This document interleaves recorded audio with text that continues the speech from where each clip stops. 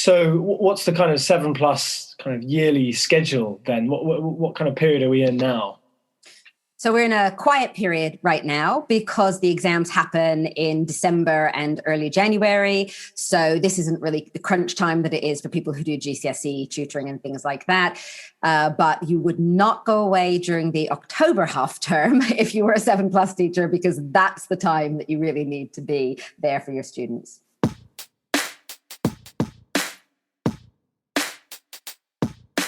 I just thought to myself, there has to be a better way.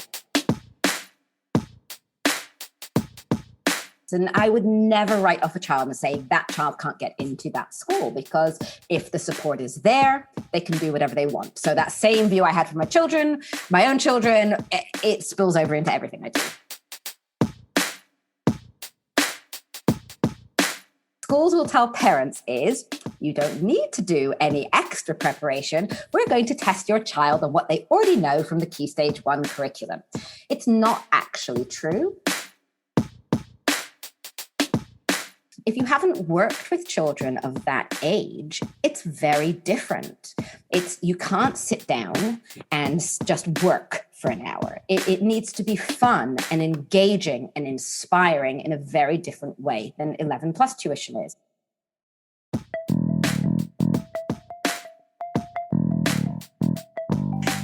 Welcome to the Qualified Tutor podcast. I'm your host, Ludo Miller, and I'll be interviewing tutors and thought leaders from across the tutoring landscape to inspire, inform, and motivate you to become the best tutor you can be. The Qualified Tutor community is a safe and supportive space for tutors who love to learn and grow. We offer training, resources, ideas, and a chance to connect with like-minded tutors. If you'd like to continue the conversation, join our Qualified Tutor community at www.qualifiedtutorcommunity.org or find it in the show notes. Welcome to the Qualified Tutor podcast. My name is Ludo Miller, and today we are welcoming on Ilana King. Welcome, Ilana. Thank you very much for having me. Ilana is the founder of Education Pathfinder, author of the Parents' Handbook for the 7+ entrance exams, the link to which will be in the show notes below. And Ilana is the regular deliverer of webinars and workshops for parents on how to prepare for the complex world of 7+ examinations. Now, as a mother of 3 and with qualified teacher status, Ilana has witnessed education in children in great detail over the past 20 years or so, allowing her to hone her craft in delivering tailored learning for students. But today, as well as calling on that, we'll be diving into the world of 7+ learning and how tutors can support students and parents most effectively at this age, at that age when children are just beginning to comprehend the importance of their progress and their learning.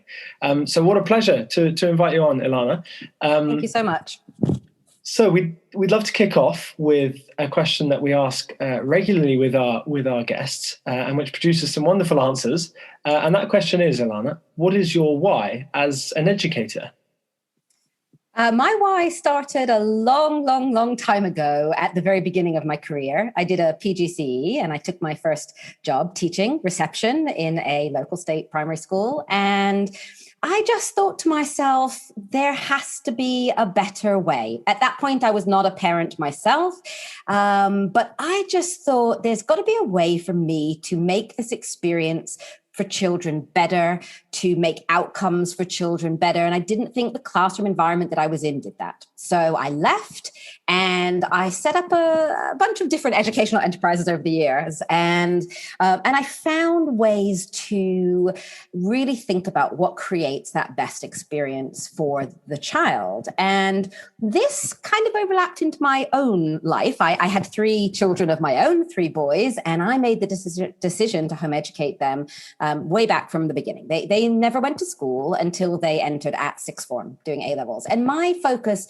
and my reason for doing this was always about giving them the most opportunity. And I felt that I could achieve that by not putting them into the school system in the first place. And I could help them achieve excellence in whichever way they wanted to go. And, I've got one computer scientist, one musician, one animal biologist. They're all very, very different, but I could tailor what they needed directly to them. And that, of course, continued through my own work as a tutor and in supporting families on their journey. That never really changed from the very beginning of my career to the point we're at now. I always look at a child and think, what do I need to do? How do I support them to get where they want to go? And of course, when we're talking about entrance exams, that's into the school of their choice. And I would never write off a child and say that child can't get into that school, because if the support is there, they can do whatever they want. So that same view I had for my children, my own children, it spills over into everything I do.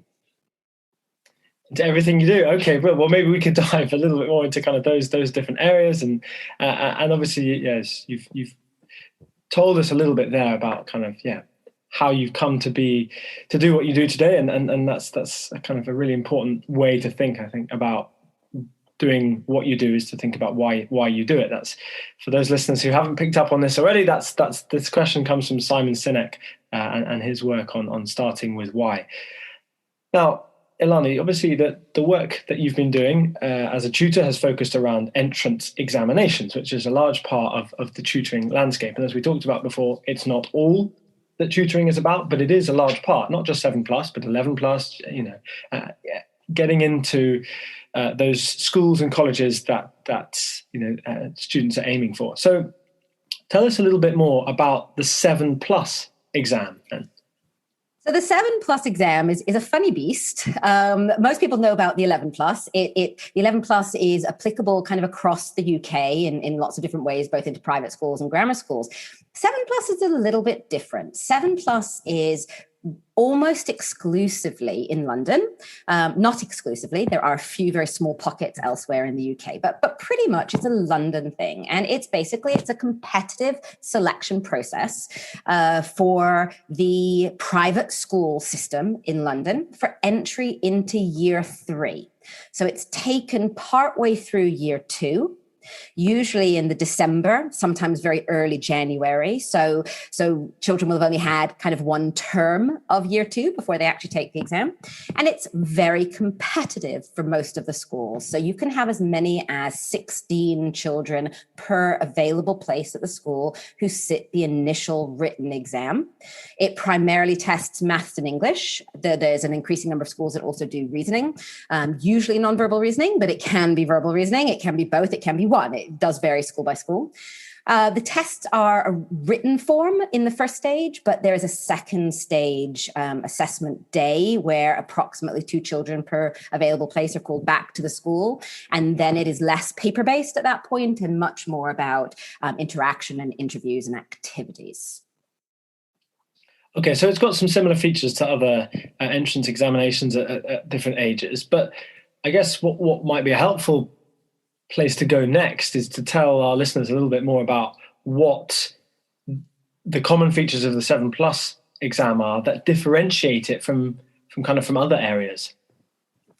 So what differentiates it quite a lot from the 11+ is there is no similarities school to school. So what you might have at 11+ is one type of exam. So for instance, you might have the CEM or the GL type of exam, or you might have the pre-test that covers a whole bunch of different schools. With the 7+, every school sets their own paper. There is no system that goes across the schools. And the level of that paper is very different school to school. So there's a lot of inside knowledge that's actually needed to understand how to prepare a child, because it's not as simple as saying what the schools will tell you and what the schools will tell parents is, you don't need to do any extra preparation. We're going to test your child on what they already know from the Key Stage 1 curriculum. It's not actually true. First of all, they haven't completed the Key Stage 1 curriculum at the time that they take the exam. Remember, they're taking it in the end of the first term of year 2. So they still have the rest of that year to do. And really, the reality is that for the top schools, they're actually testing into the Key Stage 2 curriculum, into the year 3 curriculum. So the child's not going to have covered that at school, whether they're in a state school or even if they're in a prep school that is doing more towards the exam, they're not going to have covered everything that is on the test. So you really do need to know, as an educator, what each school tests, what level they test it to, and then feed that into how you're actually going to prepare that child. So yes, it's maths, yes, it's English. So a quick rundown would be, in English, it's testing reading comprehension and writing composition, same as the 11 plus exam. And there's, of course, an element of spelling and grammar within that. Primarily, it's open answer, not multiple choice. There are a couple of schools that do multiple choice, but almost exclusively it's open answer. In maths, they're testing obviously all the usual things, but the emphasis is very much on mental arithmetic and word problems. Those make up the vast majority of the exams.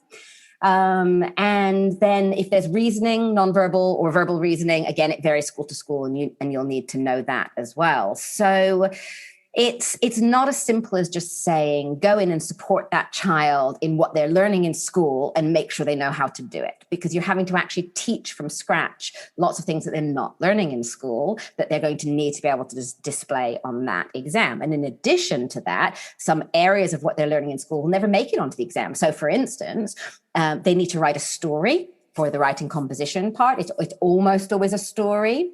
They're looking for very specific features within that story. It's not necessarily the way that they're teaching story writing in school. It's very, very specific what they're looking for in that child on that writing exercise. They're not going to ask them to write any of the 12 other things that they might be learning in school. So it's really not as simple as take what they're learning in school, make sure that they're up to scratch on that, and then they can sit and do this exam. There's so much more to it than that.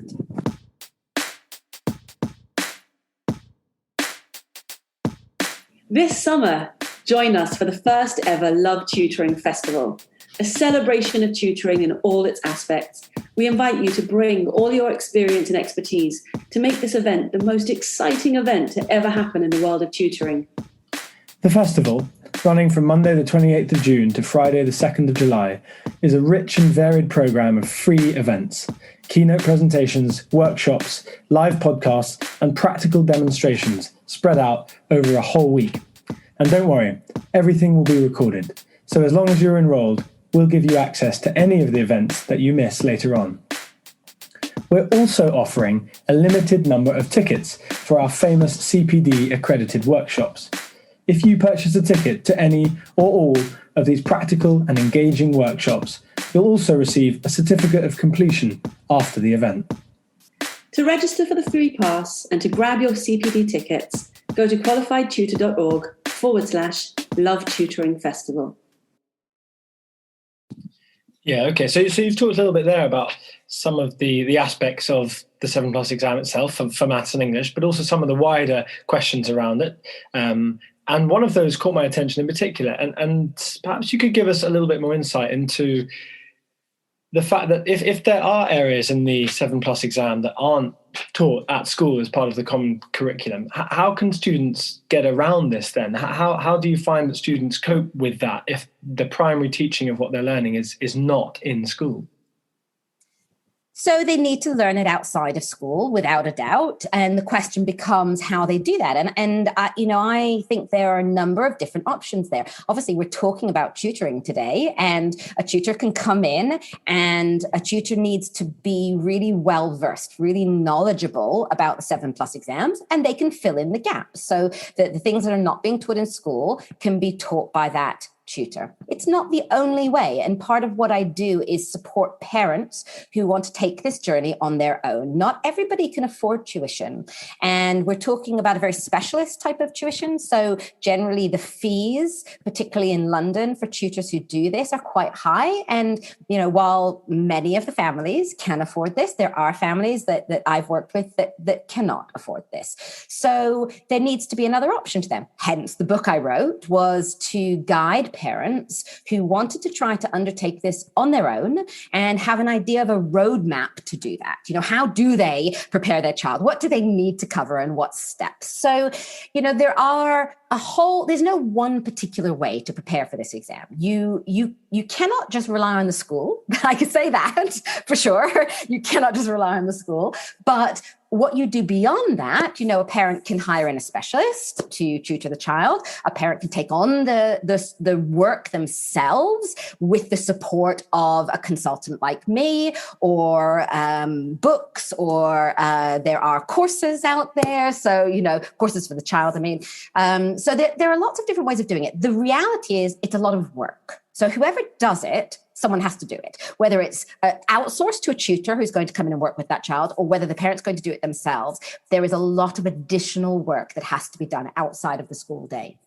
Yeah, no, absolutely. And that's, I assume then, that's what the schools are rewarding, is that extra work that students have been able to put in, whether it's being able to afford a tutor, or whether it's being able, whether it's having a parent who's able to put in that time to support the child around that, or whether there's anyone kind of within the school who has a special interest or knowledge in the 7+ exam for the particular school that they're going on towards. Maybe that happens less in schools, but those are some of the options. I'm glad we talked through some of those options for children kind of to receive support for that. But I wanted to just move to another kind of topic here that obviously centres around the 7+ exam. But you've talked in the past about a lack of specialist tutors in 7+ tuition. Why is this, and how can we kind of work around this? How can we resolve this? So I think one of the biggest issues is that people don't tend to choose this as a specialist area. I don't know that tutors generally choose a specialist area or even think of it that way beyond whatever it is that they are comfortable with teaching. I would love to sit here and say, I chose 7+ tutoring. I sat down when I became a tutor and I thought, what do I want to tutor? And this was it. That's not the truth at all. I had never even heard of the 7+ exam when I first started tutoring. It wasn't something my own children had done, so it just wasn't even on my radar. And like many tutors, I just fell into it. I was asked just by my location. I live in London. I live in an area of London that has a lot of families preparing for the 7+ exam. I was tutoring. I was asked to tutor a family, some children in a family who were doing the 7+ exam. So it was a chance encounter, as it is for many people. And over the years, working with many, many, many families, I became an expert in what's required to achieve success in the exams. But this route is exactly the problem. So it's really difficult, because ideally what we want is tutors who have chosen to work in entrance exams, whether it's 7+ or 11+, who have gained that specialist knowledge and information about how to help children succeed, and are then able to support those families in that way.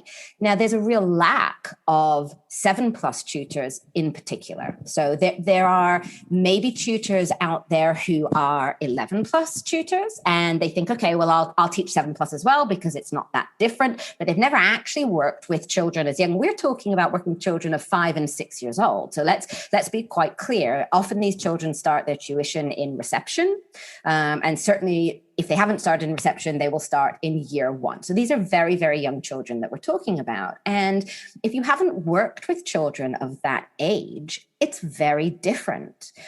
You can't sit down and just work for an hour. It needs to be fun and engaging and inspiring in a very different way than 11+ tuition is. I'm not suggesting 11+ tuition shouldn't be fun, engaging, and inspiring, but it is different. Working with a 10-year-old and working with a 5-year-old are very, very different. Or you might have primary teachers who are, in fact, very experienced in working with 5 and 6-year-olds. That was my special area when I started. That was absolutely my special area. That doesn't mean they're 7+ specialists. They might be very good at working with 5 and 6-year-olds, but if they haven't got the knowledge about what is needed on these exams, which is very different from what they've been teaching in school, then they're also not specialists. And a lot of what I've seen in the tutoring landscape in London, in 7+ worries me. I see agencies put tutors out there as 7+ specialists, when behind the scenes, I know very clearly that they have zero experience in that area. So it's a concern because these families are relying on these tutors. It is a very pressured for the families time. They are putting all of their hopes and dreams and aspirations for their child getting into a specific school, and they are putting in a huge amount of work over a year or 2 years to make sure that happens. And if they're being incorrectly supported or wrongly guided, that's a real concern to me. So I really want to see a place where tutors are choosing to go into 7+ tuition and being prepared properly to do that, rather than just saying, I'm going to go in and do this. Yeah, exactly. Or rather than saying, oh, I'm not finding any work in what I'm doing, so I'll just take my skills and try it 7+. Right. Yeah, Absolutely. So for a tutor listening to this who is thinking, this might be something for me. This is something I believe I could transfer my skills into, or which I've had a bit of experience with already. What kind of tutor makes a good 7+ tutor? It's a great question, because I've worked with a number of tutors who were trying to get into this area. And I've seen those that succeed and those that don't. And the ones that succeed need to understand that it is different working with 5 and 6-year-olds. It doesn't mean they have to have experience of working with 5 and 6-year-olds, but they need to be willing to accept that their current practices are going to have to change to work with that age group. And tutors who are open to change and tutors who are open to trying new things, rather than saying, but I work this way, and I've always worked this way, and this works for me. The ones who are open to change, those are the ones who are more likely to succeed, because there needs to be an element of trying something outside of your comfort zone, because it is very different with 5 and 6-year-olds. There also has to be a mindset that you want these children to succeed. There's a little bit of controversy. Let's talk about the elephant in the room for a minute. Do you agree with 7+? I'm not asking you this specifically, Ludo, but just in general, do you agree with 7+ tuition? It's a controversial area. I've certainly had tutors come into workshops that I've led on 7+ and ask me directly, because I home educate my own children, and I think this is a fair question for them to ask me, how can you support these families on 7+ when you've actually opted out of, any kind of state or private system for your children? And it comes back to my why. You asked me my why at the beginning. I want the best outcomes for these children. These children are going to do the 7+, regardless of whether I am there or not. So your desire to create the best experience for them and the best outcomes for them while they are doing the 7+ will mean, as a tutor, you will have more success. If you go in thinking, I don't agree with 7+. Now, you might not put your own child through 7+. That's a different situation. My children did not go through 7+. That doesn't mean that you can't go in as a tutor to support these families, but you have to believe that you want the right experience, the least stressful experience for that child and that family, to be able to support them well.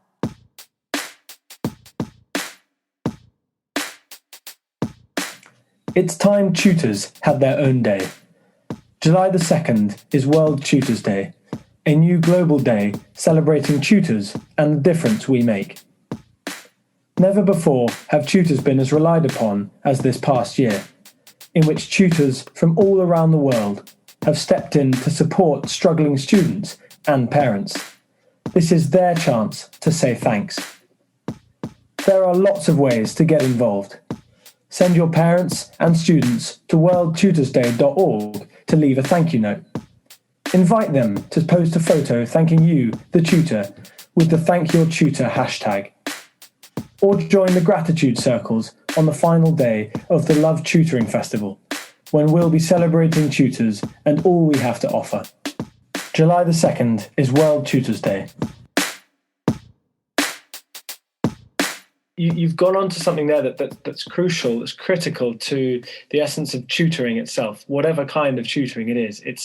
It's helping a child to progress, and to further their learning, to inspire confidence in what they do, and to make them feel more able to do what is either required of them at school or what is going to be required of them in their future, which is learning and taking on new things, trying new things, expanding their mind. For any kind of tutoring, that should be the objective. But, sorry, go on, Ilana. Well, absolutely. I just want to say as well that although this is obviously the goal of 7+ tuition is to get them into the school, you can't, we're talking about working with a family for a year or a year and a half. You can't sit down on day one and say, okay, my goal is I'm going to get the child into the school. Therefore, I'm going to drill. That's not how it goes. Your aim when you go in is to help this child get better in everything that they're doing.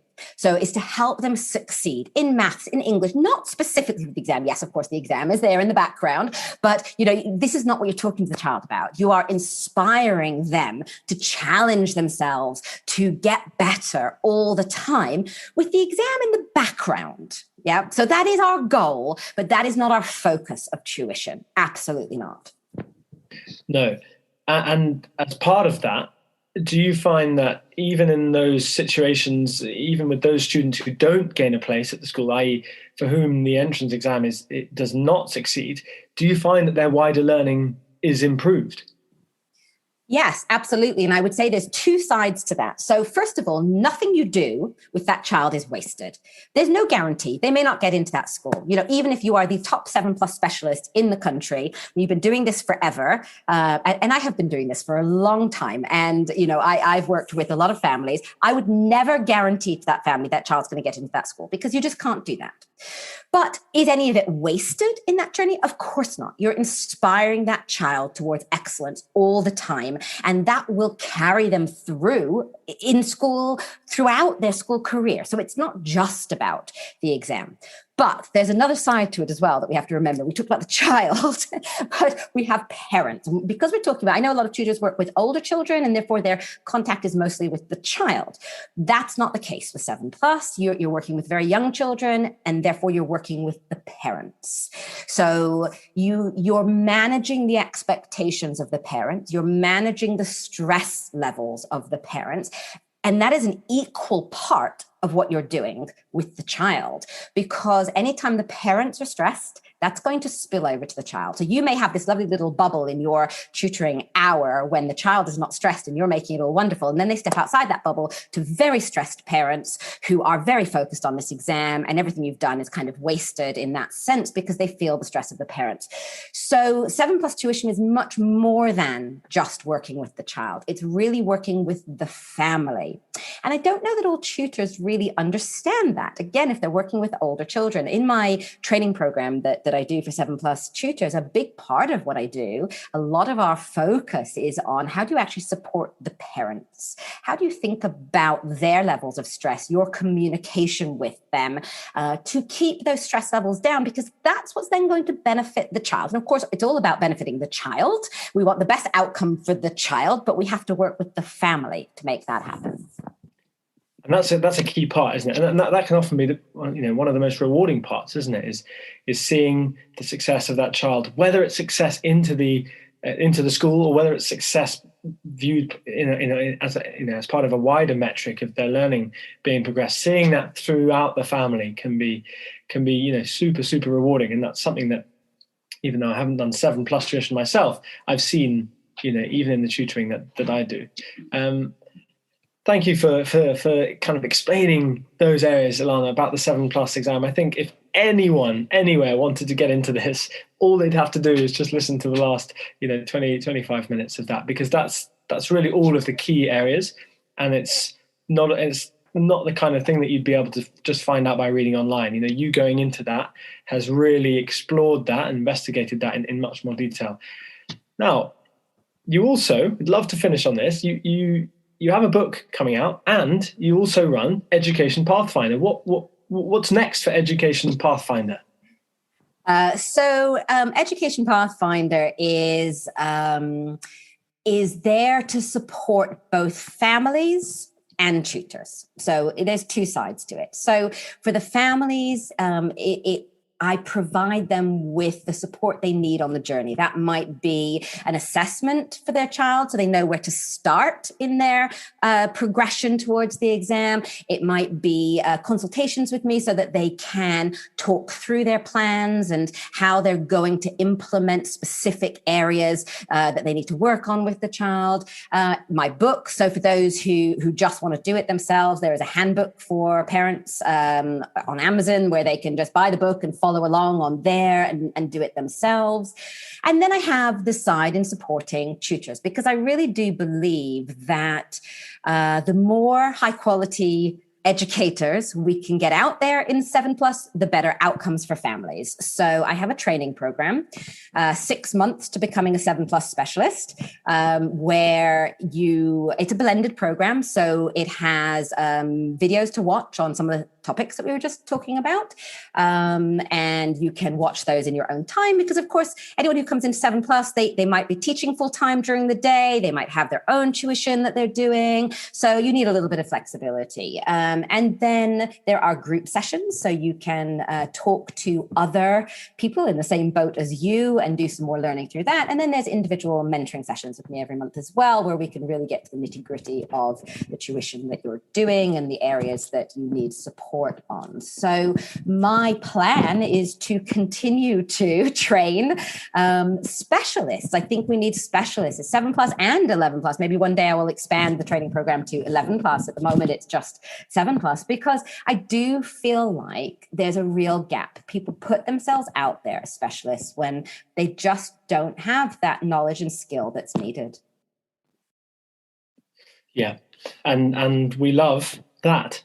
We love the idea of training tutors. So we're very, very glad to have you on the podcast, Ilana, to hear about what you're doing and to learn more about Education Pathfinder, in that it's not just supporting students in their 7+, but it's also supporting tutors to get into this area. And like that, kind of all boats rise with the tide. The general support for children at 7+ will improve, certainly.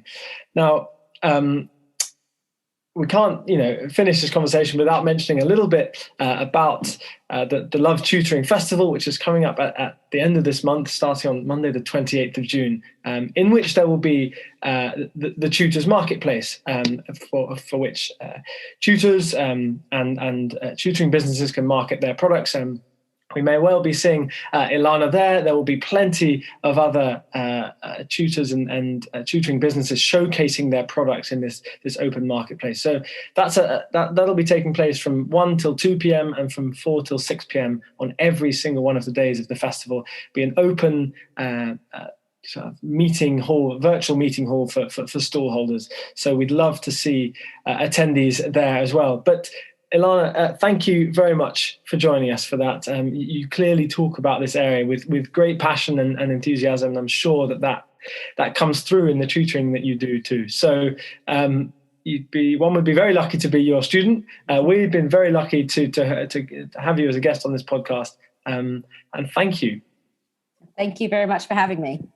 Very good. And we'd love to have you back on later this summer, perhaps into the autumn, when the 7+ tutoring schedule kind of restarts again. So that those tutors who listen today can have a refresher, or who might even have joined you by that point, we hope.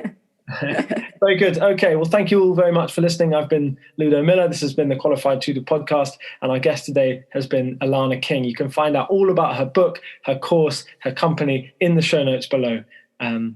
But thank you once again, and we'll see you all next time.